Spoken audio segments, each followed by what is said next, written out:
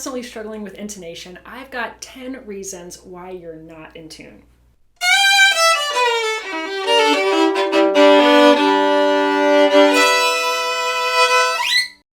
Hi, I'm Laura from Meadowlark Violin, and today we're going to be talking about 10 common reasons that you're struggling with playing in tune. Now, if you feel a little bit overwhelmed at all the reasons that might be affecting your intonation, make sure you stay until the end because I'll give you one practice technique that will help you solve all of these problems. Okay, let's get started. Number 1, using finger tapes or finger stickers. Wait, what? I thought these were supposed to help you play in tune. Well, not really. In fact, these stickers or tapes will actually contribute to one of the reasons you might be struggling with your intonation. Think about it. Playing in tune is an auditory skill. Finger tapes are visual cues. How can a visual cue help you with an auditory skill? Finger tapes might help when you're just starting off, but they will also force you to rely on your eyes, and you'll never build those ear training skills that you need to be able to play in tune.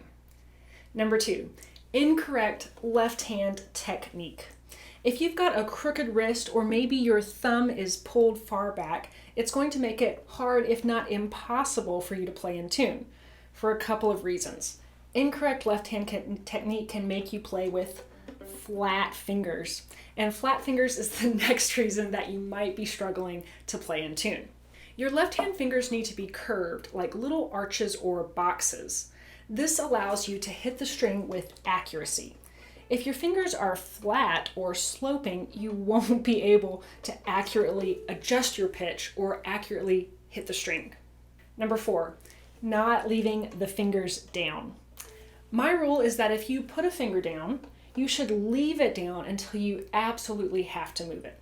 Leaving fingers down gives you anchor points, and it's also going to help you build that muscle memory that you need to be able to consistently play in tune. Number 5, using tuners. If you're relying on a little flashing green screen or a flashing light to tell you if you're in tune, once again, you're relying on a visual indication for an auditory skill. Now, it might help in the short term, but it's going to hurt your progress in the long run because you're not developing that vital auditory skill that you need to be able to play in tune. Instead of using tuners, use playback programs or music writing software like MuseScore, or get a piano or a piano app. You can learn some basic piano skills in a few minutes, just enough that you need to play back the songs or the exercises that you're learning on your violin. And that will help you learn to play in tune much more than this thing. Number 6, not practicing ear training. You need to train your ear to hear all of these things the same way you train your eyes to read music, the same way you train your hand to hold the bow. Unfortunately, ear training is a topic that we don't talk about enough in the violin teaching world. Quick plug for my online studio where I have a complete course on ear training for violinists, and I have lots of topics and lessons on ear training in my studio because I know how important it is to developing that skill to help you play in tune. Number 7, thinking of intonation as a one-note problem. Intonation is not a one-note problem. It's a two-note problem. With the exception of the very first note in a song, every note follows another note. No note exists in a vacuum. You have to think about what note comes before the out-of-tune note. It's not just enough to just focus on that out-of-tune note and beat yourself up trying to get that one note in tune. It relates to the note that comes before it. You have to practice those two notes, the out-of-tune note and the previous note. Think about how you get to the out-of-tune note. Are you stretching back for it? Are you having to stretch up for it? Are you preparing for it? For instance, if you have a big stretch to a fourth finger, and then after that you have a low second finger, what do you think that big stretch to the fourth finger is going to do to your low two? It's going to make that low two always be a little too high. So you've got to think about that, prepare for it, make sure you're stretching back for the low two. You can think through that for all of your intonation problems. Remember, it's a two-note problem. Number 8, tension. Tension is a big reason you might not be playing in tune, and it affects all of us. First of all, I want you to remember this rule. There is no such thing as perfect intonation. There is the illusion of perfect intonation. As you progress on the violin, ideally your ear is progressing as well, so it knows when a note is out of tune, and it knows how it is out of tune. Is it too sharp or too flat?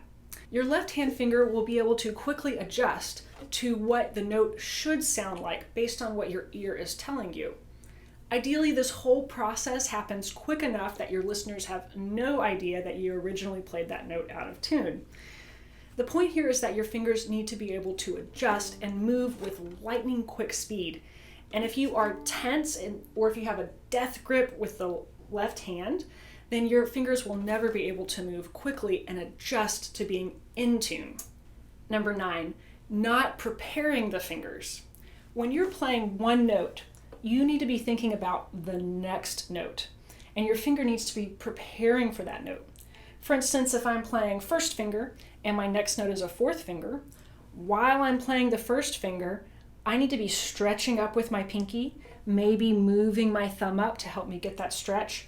I need to be curving my pinky, and I need to be hearing that note in my head. I need to know what it sounds like before I actually put that finger down.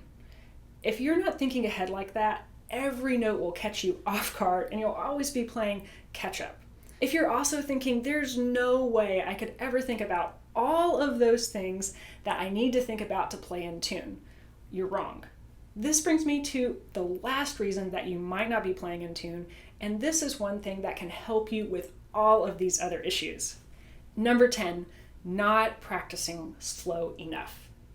You need to dedicate time for every scale, every song, every passage, and play it unbelievably slow, like this slow.